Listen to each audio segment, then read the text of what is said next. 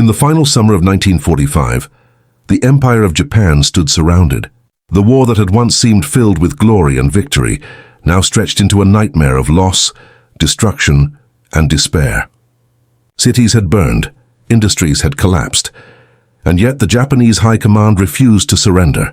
They believed that no matter how powerful America's military became, Japan's spirit, the unbreakable will of its people, could never be defeated. But that belief was about to face a force beyond anything the world had ever seen. On the morning of August the 6th, 1945, life in Hiroshima began like any other day. Children were walking to school, workers were beginning their shifts, and the city was alive with its usual routine. The war felt far away that morning. Sirens had gone off earlier, but most citizens ignored them. American bombers had flown over many times without attacking. At exactly 8:15 a.m., a single B-29 bomber named Enola Gay flew high above the clouds. Its mission was unlike any other in history. Inside the aircraft was a bomb nicknamed Little Boy. When it dropped, no one in Hiroshima had time to understand what was happening. A flash brighter than the sun tore through the sky, and within a second the city was gone. A massive fireball erupted, releasing the energy of 15,000 tons of TNT. Buildings vanished. People disappeared. The city of Hiroshima turned into a shadow. News of the explosion reached Tokyo within hours, but the first reports were confusing. Japanese military officers believed that the city had been destroyed by an enormous conventional bomb, or perhaps a fuel explosion. No one could imagine that a single weapon had done such unimaginable damage. Yet as more information arrived, reports of people burned alive, entire neighborhoods erased, and radiation sickness spreading, the truth began to surface. The Japanese High Command assembled in Tokyo, trying to make sense of the unimaginable. Scientists within Japan analyzed the data and confirmed what many feared. This was not an ordinary bomb. It was something new, something that released energy from the very heart of the atom. For the first time, the mighty empire understood that America had harnessed the power of the universe itself. A senior general, shocked by the news, reportedly said, "We never imagined America had such power." The room fell silent. No one dared to speak. The words echoed in their minds. America's strength was no longer measured in soldiers or ships, but in science, intelligence, and innovation. For years, Japanese leadership had underestimated American resolve. They had seen America as a land of luxury and comfort, rich in industry, yes, but lacking the spirit for prolonged war. But after Pearl Harbor, something changed. The United States had awakened. Factories that once built cars now produced bombers and tanks. Scientists who studied theory were now designing weapons of terrifying power. America had turned its intellect and industry into an unstoppable war machine. In that moment of realization, the Japanese High Command faced a truth they could not ignore. They had been fighting a nation not only powerful in numbers, but one that had unlocked the very building blocks of nature. 3 days later, on August 9th, another American bomber dropped the second atomic bomb, Fat Man, over the city of Nagasaki. Once again, tens of thousands of lives vanished in seconds. The emperor was informed of the destruction. Silence filled the imperial chambers. Even the most loyal generals, those who had sworn never to surrender, now bowed their heads. Japan's top scientific advisor to the emperor explained that the new bomb used uranium to split atoms, releasing energy that could destroy entire cities. When the emperor heard this, he reportedly said, "If we continue to fight, our entire nation will be reduced to ashes." By August 14th, Japan's leadership knew there was no hope. No weapon, no strategy, and no amount of courage could defend against a power that came from the heart of creation itself. The Japanese military, once proud and fearless, had finally seen the true face of American power. Historians later wrote that during a secret military meeting, one officer stood and said, "We can no longer call this a war between men. This is a war between science and survival." The words struck deep. It was a confession of defeat, not just militarily but philosophically. Japan had entered the war believing in honor, courage, and sacrifice. But America had fought with calculation, precision, and intelligence. When these two worlds collided, only one could survive. On August 15th, Emperor Hirohito addressed the nation through radio for the first time in history. His voice trembled as he announced Japan's surrender. He told his people that the war had not gone as planned and that continuing it would mean the total extinction of mankind. Across Japan, millions wept, not just because the war was over, but because they understood the true meaning of power. After the war, when Japanese officers were interviewed by Allied forces, many admitted they had underestimated the United States. One general famously said, "When we saw the atomic bomb, we realized America had reached a level of science that we could not even imagine." That statement summarized everything. Japan's faith in spirit and discipline had met the unstoppable force of American innovation. For centuries, wars had been fought with courage and numbers, but in 1945, the definition of war changed forever. It became a battle of knowledge, technology, and scientific mastery. In Hiroshima, where the ruins still stood smoldering, a Japanese colonel who survived the blast later wrote, "When I saw the city vanished, I understood that we had lost. No nation could stand against this." That was the moment, and the precise moment, when the Japanese High Command finally understood American power. It wasn't just about bombs or armies. It was about a country that combined creativity, determination, and science to reshape the world. America's power didn't just defeat Japan.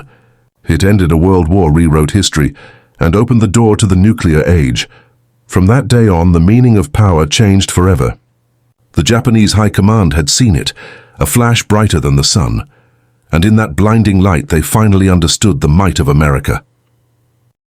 In December 1941, the Empire of Japan believed it was unstoppable. Its forces had conquered vast parts of Asia, its navy dominated the Pacific, and its leaders were confident that their destiny was to build an empire that would last 1,000 years. Yet across the ocean, there stood a nation that Japan believed lacked the will to fight: the United States of America.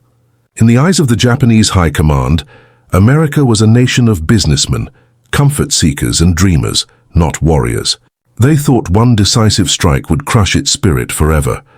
That strike came on the morning of December 7th, 1941. 6 Japanese aircraft carriers moved silently across the Pacific.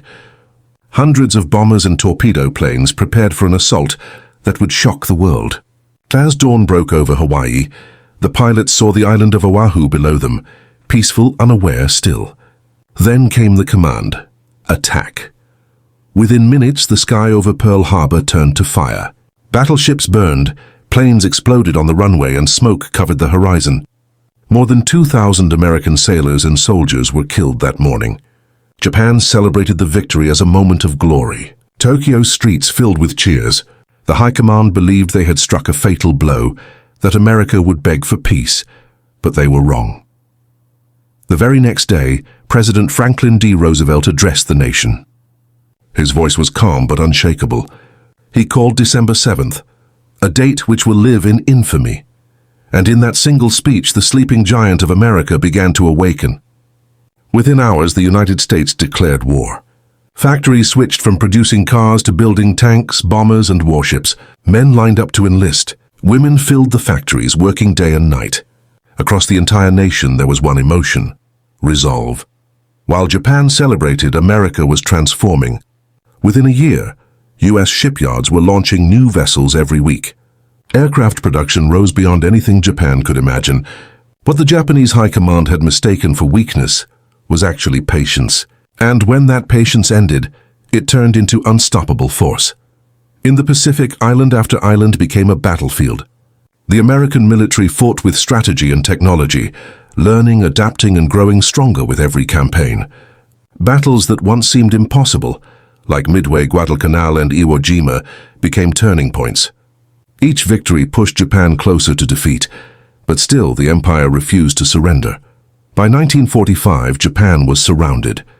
Its navy was shattered, its cities were burning, and its people were starving. Yet even then, many in the High Command believed they could force America into negotiation if they made the cost of invasion too high. They believed that if they fought to the last man, America might give up. They still did not understand what America had become. Then came August 6, 1945. A single bomber flew high above Hiroshima. The weapon it carried was unlike anything the world had ever seen. When it dropped, the earth itself seemed to explode. In an instant, the city disappeared. 3 days later, on August 9th, another bomb fell on Nagasaki. 2 cities gone, 2 flashes brighter than the sun. When news of Hiroshima reached Tokyo, disbelief filled the war rooms. Generals argued that it was impossible. No single bomb could destroy an entire city. But reports from Hiroshima told the truth. The weapon was not conventional. It was atomic. It unleashed power equal to the heart of a star. Japan's greatest scientists confirmed it. America had mastered the atom. During a meeting of senior officers, one admiral stood and said softly, "We have awakened a sleeping giant," and filled him with a terrible resolve. Those words were never forgotten. They captured everything that had happened, the mistake that changed history. The Japanese High Command realized that Pearl Harbor had not broken America. It had forged it. Every bomb, every life lost, every battle had pushed America to become something greater than anyone had imagined. The same nation they once thought soft had built weapons beyond comprehension. In the ruins of Tokyo, officers stared at photographs of Hiroshima. The city was gone, nothing left but dust and silence. One general reportedly said, "This is not a weapon of men. This is the weapon of gods." And for the first time, even the most loyal to the emperor understood that Japan could not win. The emperor himself was shown reports of the destruction. He listened in silence, then spoke with words few expected. "If we continue to fight, the entire nation will perish." Those words marked the beginning of the end. On August 15th, Japan surrendered. The war that had begun with an attack meant to crush America ended with Japan itself in ruins. The very act that was supposed to secure their empire had instead awakened the greatest industrial and scientific power the world had ever known. After the war, when captured, Japanese officers were questioned. Many admitted that they had completely misunderstood the American spirit.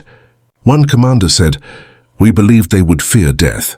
Instead, they embraced sacrifice.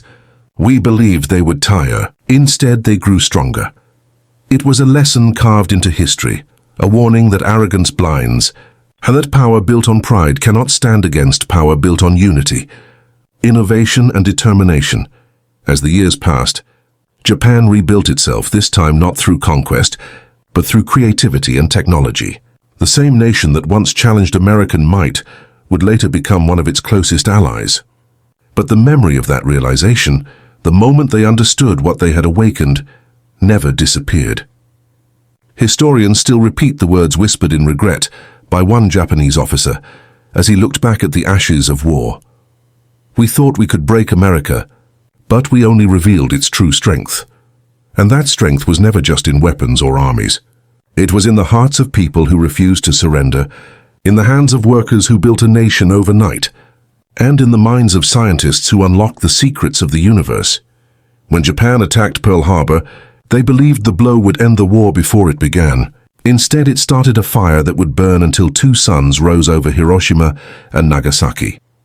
In the end, the Empire of Japan didn't just awaken a sleeping giant, they awakened the age of modern power itself. And in that awakening, the world changed forever. In the final days of World War II, Japan was a shadow of the empire it once was. The cities that had once glowed with ambition now lay in ruins. Tokyo had been reduced to ashes, Osaka was silent, and the once proud Japanese Navy had disappeared beneath the Pacific waves. Yet inside the walls of the Imperial Palace, the High Command still gathered, trying to plan a way to win a war that had already been lost. Their uniforms were still crisp, their words still sharp, but their eyes told a different story: exhaustion, fear, and disbelief. For years they had convinced themselves that Japanese spirit and sacrifice could defeat any enemy. But now reports from across the Pacific told a truth too big to ignore. America was not just fighting harder, it was fighting smarter. Every time Japan built a new fleet, America built one twice as large.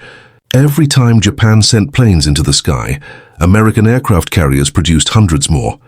And behind it all was a machine unlike any the world had ever seen. A machine powered by industry, technology, and science. In one of the final military meetings of the war, the air was heavy with silence. The generals had gathered around a long table, covered with maps, reports, and photographs of destroyed cities. The emperor's advisors sat quietly, listening. A young officer presented the latest intelligence. American bombers now flew faster, higher and longer than anything Japan could build. Their radar technology was beyond comprehension. Their production never stopped.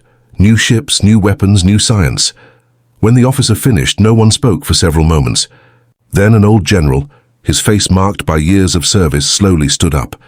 He looked around the room and said, his voice breaking slightly, "We can't win anymore.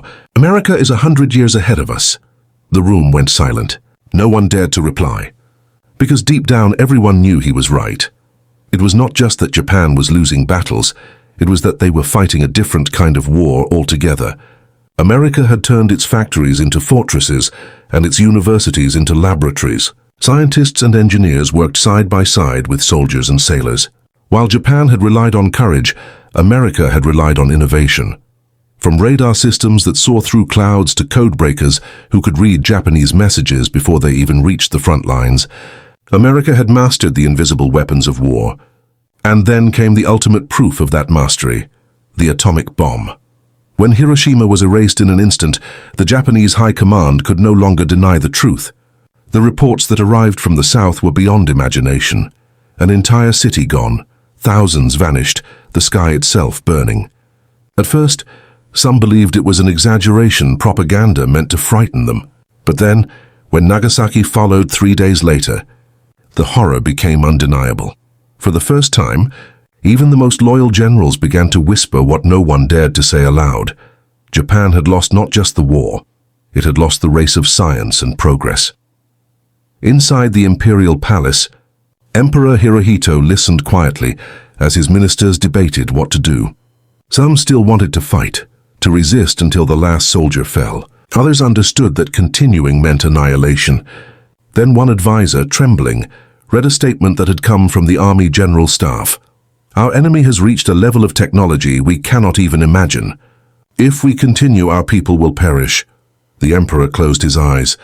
The war that had begun with pride and ambition had become a path to destruction. That night, Tokyo was quiet. The few lights that remained flickered across the ruins. In a hidden bunker, several senior officers met once more.